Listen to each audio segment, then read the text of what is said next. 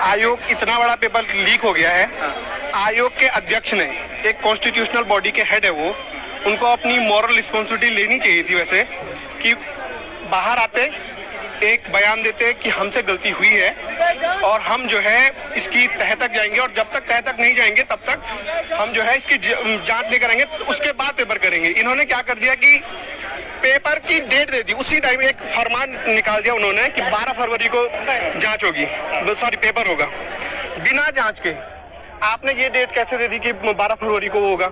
आयोग के अंदर पता नहीं कितने संजीव चतुर्वेदी होंगे, हमको क्या पता। और ये बोल रहे हैं कि 380 क्वेश्चन का जो पेपर, जो क्वेश्चन बैंक है, वो इन्होंने बाहर भेजा संजीव चतुर्वेदी, उसमें से 35 क्वेश्चन आए थे, आयोग का ये कहना है। तो वो 380 क्वेश्चन बाहर गए, वो कौन से 380 क्वेश्चन है? उनका दोबारा पेपर में कैसे नहीं आ सकते? और पहले इन्होंने बोला कि हमने फॉरेस्ट गार्ड का पेपर रातों रात छाप दिया है, ये भी इन्होंने बोला। रातों रात कितने पेपर छापे तकरीबन? अब वो उनको पता होगा कि 22 तारीख को वो कराना था, संजीव चतुर्वेदी चोर निकला, तो उसके बाद पता नहीं कितने पेपर छापे होंगे रातों रात, और 22 तारीख को पेपर था। अब इन्होंने उसकी डेट भी दे दी है।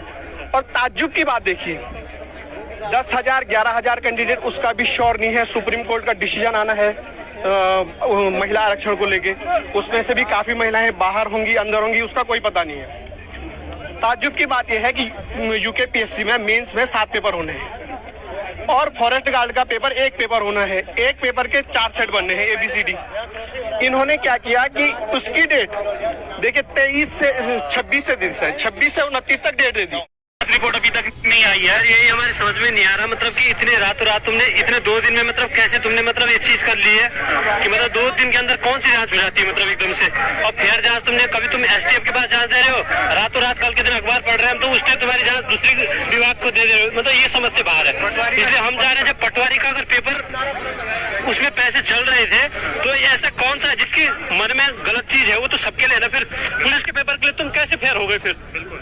तो मैं चाहता हूँ कि मतलब अगर इसकी जांच हो चुकी है तो पुलिस के पेपर की जांच ढंग से होनी चाहिए और फेयर सिलेक्शन हो।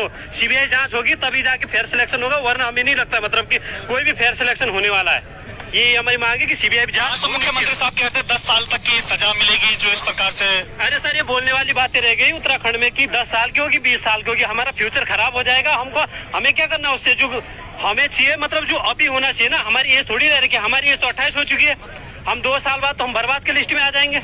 हर लड़का जो यहाँ पर बैठा है, जो आ रहा है, 27-28 से कम कोई भी नहीं है, तो एटलीस्ट उनके बारे में सोचना पड़ेगा सबको।